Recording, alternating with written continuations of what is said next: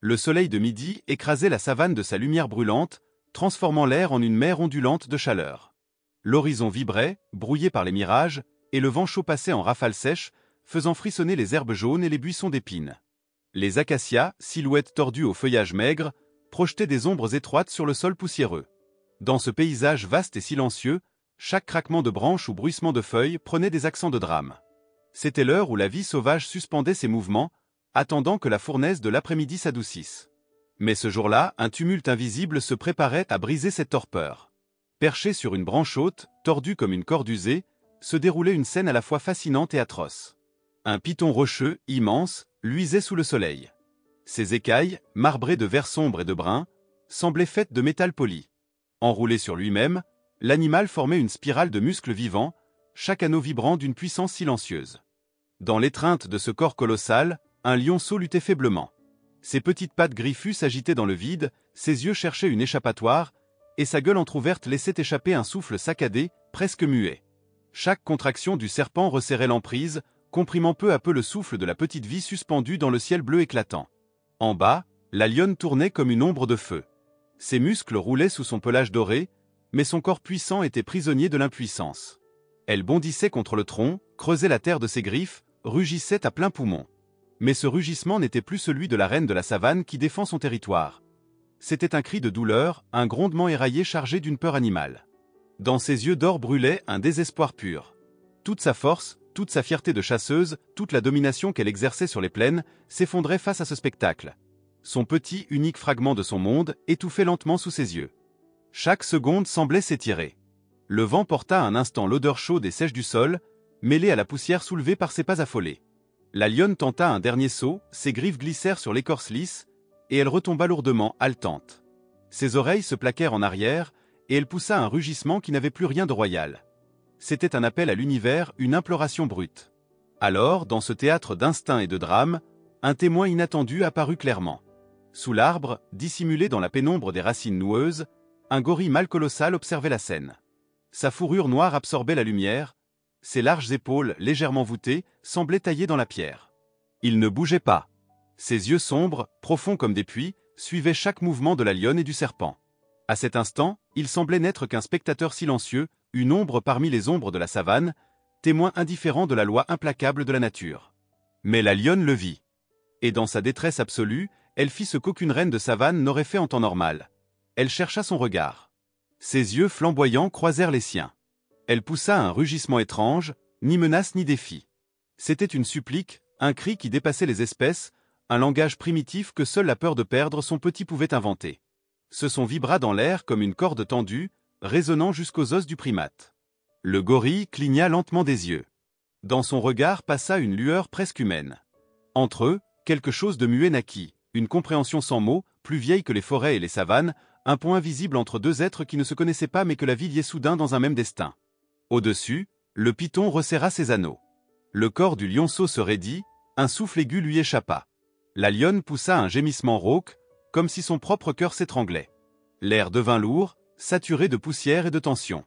Les insectes mêmes semblaient avoir suspendu leur bourdonnement. Alors, lentement, le gorille se redressa. Sa silhouette massive se découpa sur le ciel clair, majestueuse et sombre à la fois. Ses poings énormes se refermèrent, ses muscles roulèrent sous la fourrure. Chaque fibre de son corps semblait prête, non pour dominer, mais pour intervenir. Dans ce geste, il n'y avait ni colère ni instinct de chasse. Seulement une décision.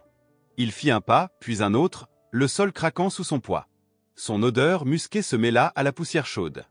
Arrivé au pied du tronc, il leva la tête, évalua les branches. Puis, sans hésitation, il commença à grimper. Ses longs bras se refermèrent sur l'écorce, ses doigts puissants s'ancrèrent dans les aspérités. Chaque mouvement était sûr, mesuré, porté par une volonté tranquille. Le vent fit bruire les feuilles comme pour accompagner cette ascension improbable. Au-dessus, le python sembla percevoir le danger. Ses yeux glacés fixèrent la masse noire qui montait vers lui. Ses muscles se tendirent, et l'anneau autour du lionceau se serra encore. Mais le gorille continuait à grimper, pas à pas, comme mu par une force qui dépassait la peur. Sous l'arbre, la lionne haletait, suivant chaque geste de cet allié inattendu. La savane tout entière semblait suspendue, retenue par le fil invisible de ce moment. Bientôt, le gorille atteignit une large branche à la hauteur du serpent. Il s'immobilisa un instant, son souffle puissant soulevant sa poitrine. Son regard croisa une dernière fois celui de la lionne. Le choix était fait. Le gorille se tenait maintenant sur la branche, immobile, sa silhouette colossale découpée sur le ciel aveuglant. Le vent soulevait par rafales de fines volutes de poussière qui montaient jusqu'aux branches basses, comme si la savane elle-même respirait l'attente. Ses doigts énormes, recouverts de callosité sombre, se crispèrent sur l'écorce. Chaque muscle roulait sous sa fourrure noire, vibrant d'une tension que seul le moment pouvait dicter. Face à lui, le python déploya toute l'ampleur de sa menace silencieuse. Son corps épais se contracta, ses anneaux se réarrangèrent en une spirale défensive. Ses yeux luisants, froids comme des éclats de pierre, fixaient ce nouvel adversaire. Une langue fourchue jaillit, goûtant l'air saturé d'adrénaline. L'animal sentait le danger, il n'avait jamais affronté pareil géant. Pourtant, dans son monde de prédateurs patients, il ne connaissait ni peur ni pitié. Il serra davantage sa prise sur le lionceau, dont le corps tremblait à peine. Le gorille poussa un grondement sourd. Ce n'était pas un rugissement, mais un son venu des entrailles, une vibration qui faisait frissonner les branches. Dans ses yeux sombres, il n'y avait ni rage pure ni cruauté. Seulement la détermination inébranlable de celui qui a choisi d'agir. Il avança lentement, chaque mouvement calculé. La branche plia sous son poids, grinçant dans un souffle qui se perdit dans le vent. Le python, d'un geste fulgurant, projeta sa tête vers lui, crocs ouverts, prêt à frapper. Mais le gorille s'attendait à l'attaque. Il se déporta légèrement, son bras puissant fouettant l'air pour frapper le corps du serpent. Le choc résonna comme un bruit mat, et l'animal siffla de colère. En bas, la lionne ne cessait de rugir. Ses yeux suivaient chaque geste de son improbable allié.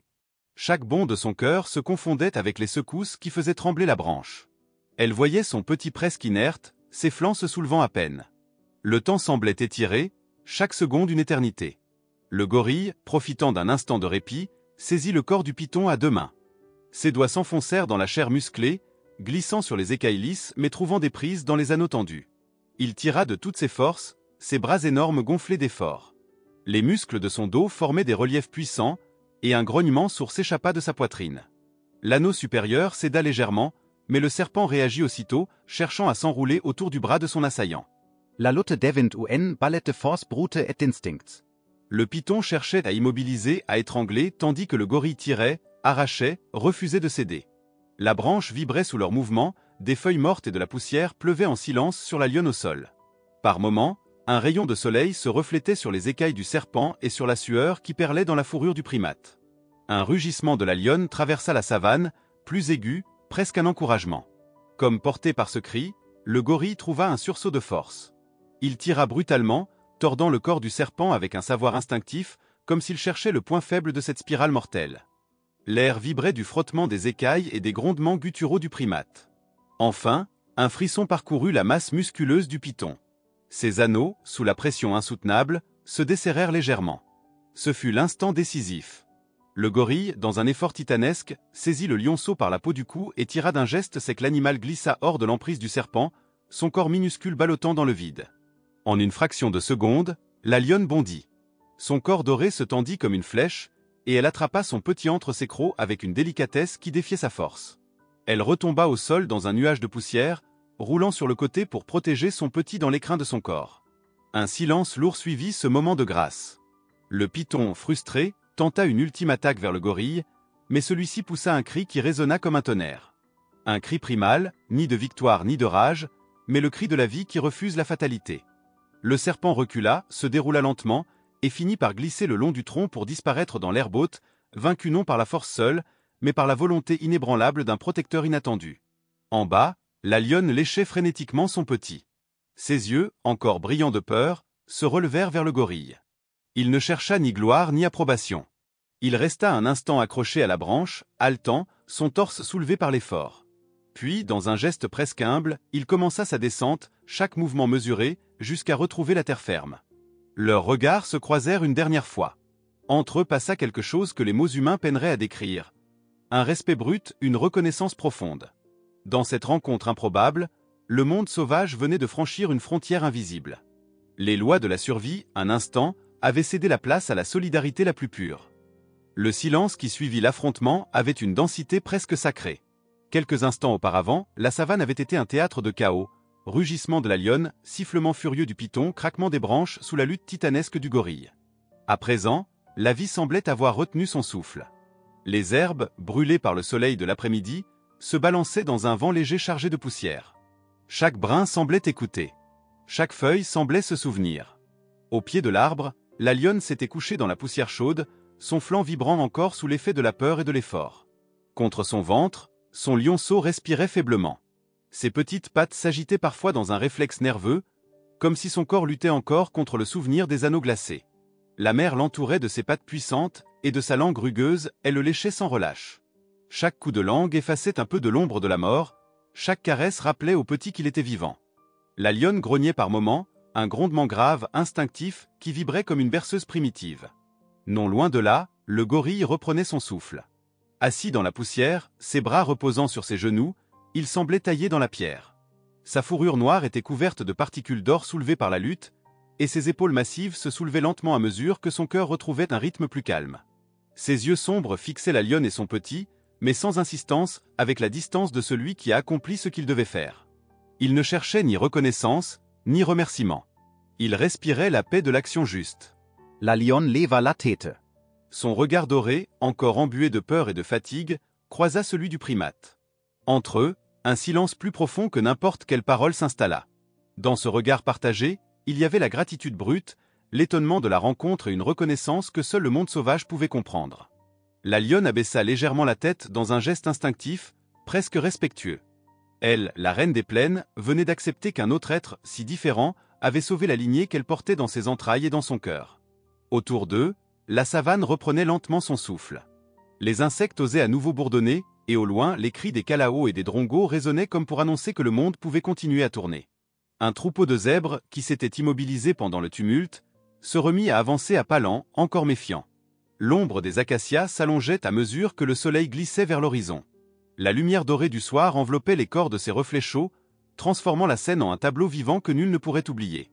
Le gorille finit par se lever. Son corps projeta une longue ombre sur la terre nue. Pendant un instant, il resta immobile, son torse massif se gonflant sous une respiration lente et profonde. Il observa le lionceau blotti contre sa mère, vérifia d'un dernier regard que la vie avait bien repris ses droits, puis tourna le dos. Sans un son, il s'éloigna d'un pas lourd mais tranquille. Chaque pas soulevait un petit nuage de poussière, qui s'effilochait aussitôt dans le vent. Il ne se retourna pas. Sa silhouette finit par se fondre dans les ombres de la lisière forestière, là où la savane cède la place aux grands arbres. Comme un fantôme de force et de bonté, il avait fait son œuvre et disparaissait. La lionne resta seule avec son petit. Elle sentit le parfum du vent porter encore l'odeur musquée de son sauveur, puis cette trace s'évanouit, remplacée par les senteurs familières de poussière chaude et de végétation sèche. Elle prit son lionceau délicatement entre ses crocs et se remit en marche, avançant dans la mer d'herbes blondes. À chaque pas, le ciel se colorait un peu plus de rouge et d'orange. Les rayons du soleil faisaient scintiller les brins secs comme des milliers de flammes minuscules. Elle s'arrêta sur une petite butte et tourna une dernière fois la tête vers la forêt. Là-bas, quelque part, vivait le colosse silencieux qui avait défié les lois de la nature pour sauver son sang. La nuit tomba lentement. Les étoiles apparurent une à une, perçant le voile violet du crépuscule. Les bruits de la savane changèrent de tonalité, les oiseaux diurnes se turent, remplacés par le chœur discret des insectes et le cri lointain d'une hyène. La lionne trouva refuge dans une touffe d'herbe haute, enroulée autour de son petit, le museau enfoui dans son pelage encore humide. Son corps chaud formait un rempart contre le monde. Dans le silence de la nuit africaine, cette histoire n'avait pas besoin de témoins pour exister. Elle vivrait dans le souffle du vent, dans la poussière qui retombait, dans le battement des cœurs de ceux qui avaient frôlé la mort. Peut-être qu'au fond de la forêt, le gorille, assis dans l'obscurité, sentait encore la vibration de ce moment unique. Peut-être qu'il savait, à sa manière, qu'il avait écrit une page de la savane que même le temps n'effacerait pas. Et s'il existait une mémoire secrète des lieux, elle garderait cette leçon. Parfois, la vraie puissance ne réside ni dans les crocs ni dans les griffes, mais dans le courage d'agir par compassion. Sur cette terre où la loi du plus fort règne depuis des millénaires, une parenthèse de lumière avait été ouverte, fragile mais éclatante. La savane s'en souviendrait, même si personne ne la racontait.